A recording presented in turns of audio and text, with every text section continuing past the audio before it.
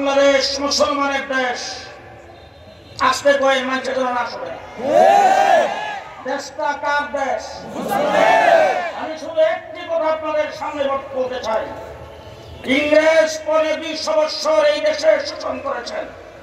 ইংরেজ যখন এই দেশ থেকে বিতাড়িত হয়েছে, দ্বিজাতিত্বের ভিত্তিতে দেশটা 2 ভাগে স্বাধীন হয়েছে। একটার নাম হিন্দুস্তান, আরেকটা হলো পাকিস্তান। আমরা তখন পূর্ব পাকিস্তান হিসাবে পাকিস্তানের অংশ হয়েছিলাম। কিন্তু আমি আপনাদের সামনে উল্লেখ করতে চাই, আমাদের ভাষা বাংলা, কলিকাতার ভাষা কি? আসামের ভাষাও বাংলা, ত্রিপুরার ভাষাও বাংলা।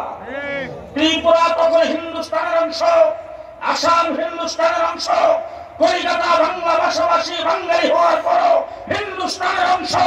আমরা কেন পাকিস্তানের অংশ হলাম, সেটার জবাব দিবেন আমার বয়ান শেষ। বলেন আমরা কেন পাকিস্তানের অংশ? আমরা মেজরিটি মুসলমান, মুসলিম অধ্যুষিত হওয়ার কারণে আমরা তখন পাকিস্তানের অংশ হয়েছিলাম।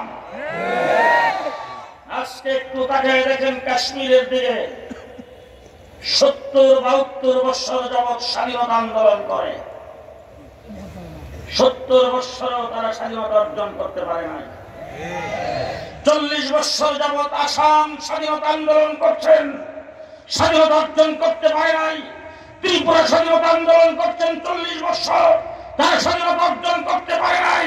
আমরা মুসলিম অধ্যুষিত হয়ে যদি পূর্ব পাকিস্তান না হতাম, আমরা 70 বছর আন্দোলন করে স্বাধীনতা অর্জন করতে পারতাম না। 9 মাসে স্বাধীনতা অর্জন করেছি কিসের বিনিময়ে? কিসের কারণে? আমরা মুসলমান হওয়ার কারণে। ঠিক না ঠিক?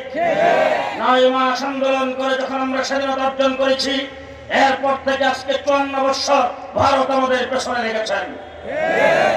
আমার দেশের সম্পদটা লুণ্ঠন করেছেন।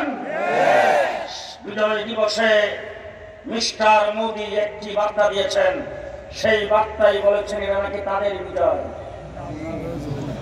পরিষ্কার ভাষায় বলতে চাই, মিস্টার মোদি সাহেব, বাড়াবাড়ি করার আগে একটু আফগানিস্তানের দিকে তাকাবেন।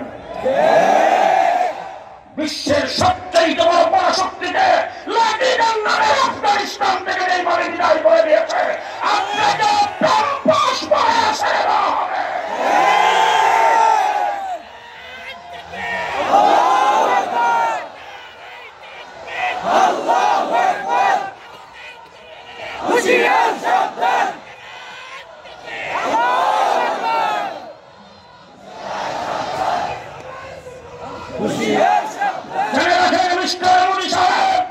আপনার রাষ্ট্রবল হতে পারে, লোক সংখ্যা বিষয় হতে পারে, আপনার অস্ত্রের শক্তি বিষয় হতে পারে, আমাদের সেইগুলি দেখার টাইম নাই।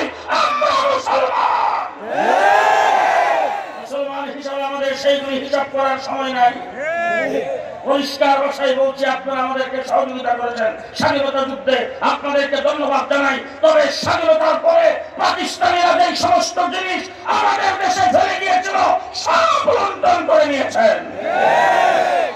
54 বছরে আমাদেরকে পানিতে বাসছেন। আমরা 54 বছর ইতিহাস বলে যাই নাই। লেডি প্রধানমন্ত্রীকে আপনারা 15 বছর ক্ষমতায় টিকে রেখেছেন। দেশের সম্পদ আপনাদের প্ররোচনায়, আপনাদের সহযোগিতায় লুণ্ঠন করেছেন। সুতরাং সাধু সাবধান, সাধু সাবধান।